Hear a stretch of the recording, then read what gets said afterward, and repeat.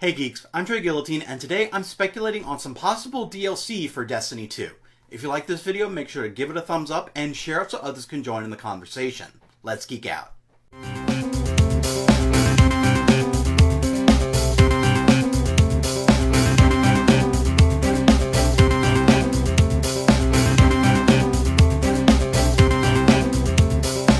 So I recently finished the story campaign of Destiny 2 on my Titan. I'm still working to get him to 280 so that he can do the Leviathan raid, but other than that, I've pretty much finished all of the story missions, all of the Red War, all of the Red Legion story missions, all of the adventures, and I've even finished some of the post-campaign missions, which is something I really appreciated, is that there were missions that unlocked after you beat the game, that there's still story after you beat the main story campaign, after you beat the Red Legion, after you beat Gaul. There's still stuff going on, there's still stories to go through, and pretty much they were kind of an epilogue to each planet that you were on. Not that those planet stories are finished, but it allowed you to kind of go back to the planets you visited, check up on them, check up on the people that are there, and kind of help them keep the planet and the story on that planet sustained after the main story is finished. But now that I've finished the story campaign, I have a lot of ideas and speculations on some possible DLCs that could come for Destiny 2. Though the last time I did this kind of speculating video, it was for Mass Effect Andromeda, and the outcome of that was that we got no DLCs and they pretty much tossed Mass Effect Andromeda into the trash. So hopefully, fingers crossed, that won't happen with Destiny 2. And my first thoughts for DLC for Destiny 2 isn't so much what new adventures we're going to go on, but I'd actually like to have some old questions answered. I've had these questions since the beginning of Destiny, the first game, playing through it. These questions I've had throughout both games. They've yet to really be answered, and I'd really like some answers to them. Like, what is the Traveler? What we know about the Traveler, it is a giant machine. It brings a kind of thriving life to each planet or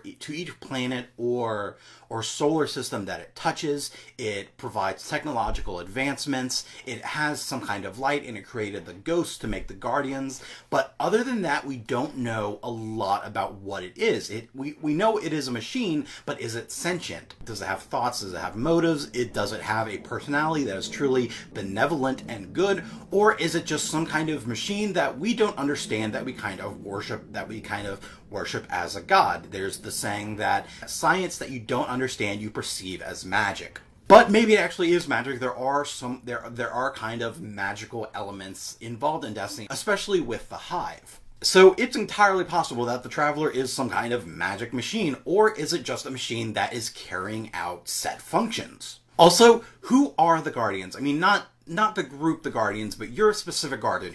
My specific Guardian, who is my Guardian? We know that our Guardian, if you're still considering that your Guardian in Destiny 2 is the same Guardian in Destiny 1, we know that our body was found in the Cosmodrome, our ghost brought us back to life, and we became a Guardian. But who were we before that? Knowing that our body was found in the Cosmodrome, we're guessing that we died when the Cosmodrome was attacked. The Cosmodrome was this area in Russia that was full of space shuttles that were supposed to take people to a new colony, to establish a new colony and kind of pioneer new worlds, or it was to escape the incoming darkness that was coming for the Traveler to Earth. So given that your body is found in the Cosmodrome, does that mean that you were someone who was trying to escape Earth? Who were you, and are you still that person as a Guardian? Do you, as a Guardian, remember your past life before being resurrected? Or are you simply an empty shell, and who you were doesn't matter, and why the ghost chose you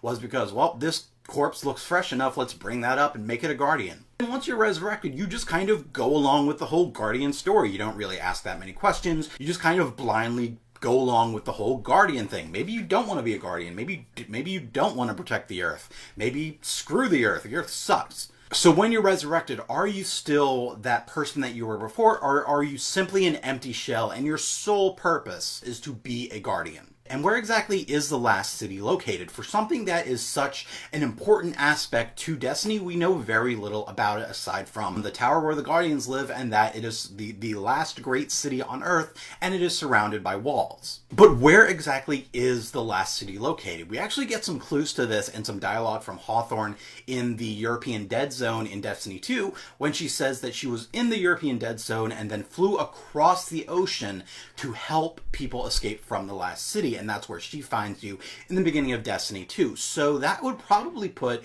if she was in Europe and flew across the ocean, that would probably put the last city in the Western Hemisphere in North or South America. I want to know where the city is actually located, and I would actually like to see some of the city outside of the tower, which is another point I'm going to get to again in a minute. My last two questions that I would love to see answered are, what are the origins of the Exo and the Awoken? When I first started playing Destiny, the first game, I was kind of hesitant to play an Awoken or an Exo because story-wise, I didn't know that much about them. Not that there are specific traits that each race has that can benefit your character or not. It's not like World of Warcraft or the Elder Scrolls where whatever race you choose has racial perks. They're pretty much just the three races that you can choose from are pretty much just for cosmetics. Story-wise, I still wanted to know more about these races before I actually made a character and played as them.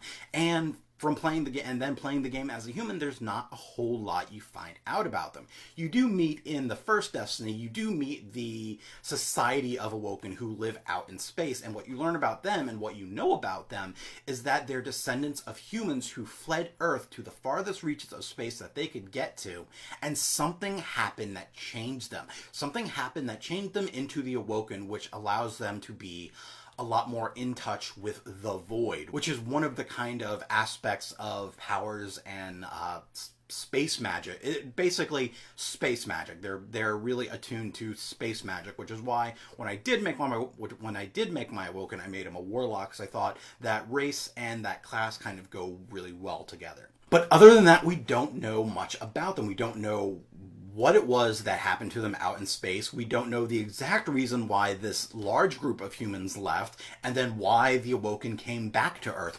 I'd like to know more about them, as well as the XO. The little that we know about the XO is that they were machines created long ago. They're basically war machines created a long time ago, and we don't know why. We don't remember why. We don't have records as to why the Exo were created.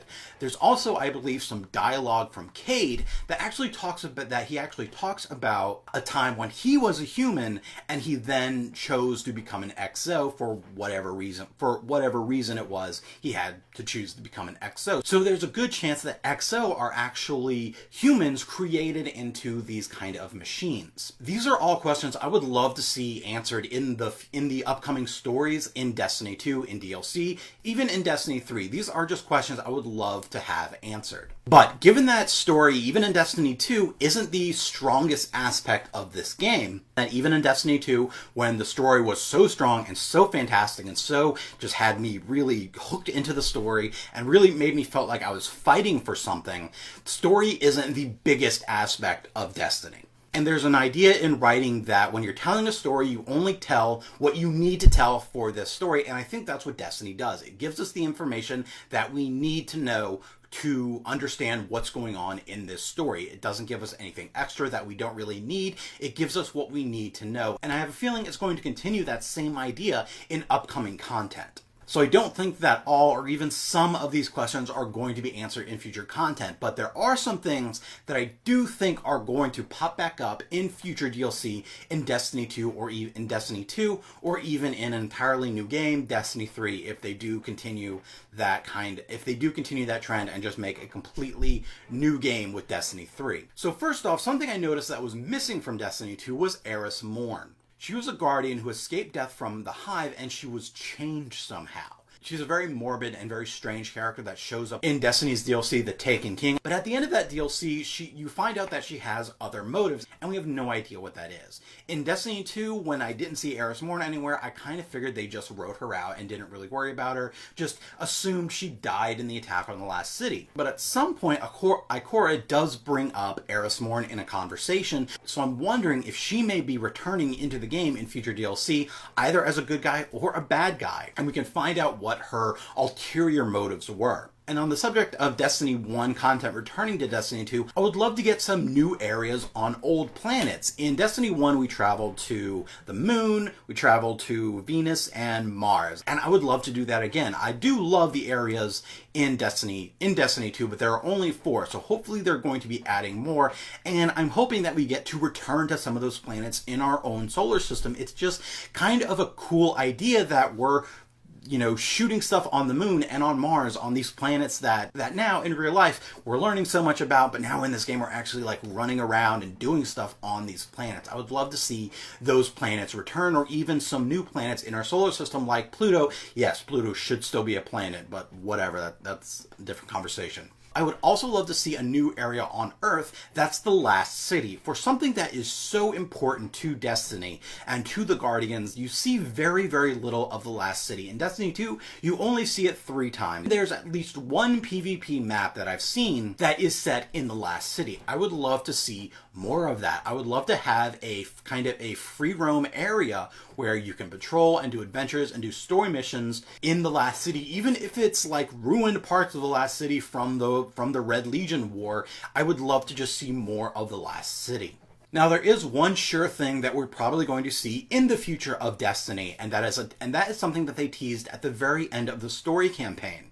At the very end, they teased the threat of I'm guessing a new enemy, and I'm guessing that it's a new race. All we really saw of them were their ships, and they look like nothing we've seen before. They actually look kind of like a mix of like the Borg in Star Trek, or the Vogon ships in Hitchhiker's Guide to the Galaxy. I don't think it's going to be the Borg or the Vogon, although if the Vogon came to Destiny, I think that would be super funny, and I'm all about that. That would be super fun. But aside from seeing their ships, we know nothing else about them. So I'm hoping that this new threat, this new enemy, will be something that we'll see in DLC for Destiny 2 within the next year, and that it's not going to be something that they save for a next expansion or for Destiny 3. All of this is mere speculation on my part, and even now, still playing Destiny 2, I'm still finding new content, I'm still doing the strikes, I'm still leveling up different classes, so there's still plenty to do after you beat the main story campaign,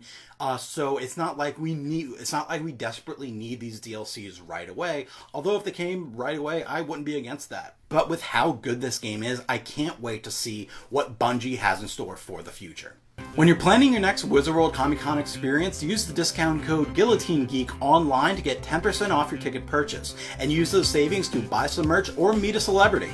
What do you think we'll see in upcoming content for Destiny 2? Let me know in the comments, and follow me on all the internets, and share the video so others can join the conversation. You can check out my written content at guillotinegeek.blogspot.com. You can support my future content by becoming a patron on my Patreon, and subscribe to my channel to geek out some more. Thanks for watching, and have fun. So Captain America, Thor, Hulk.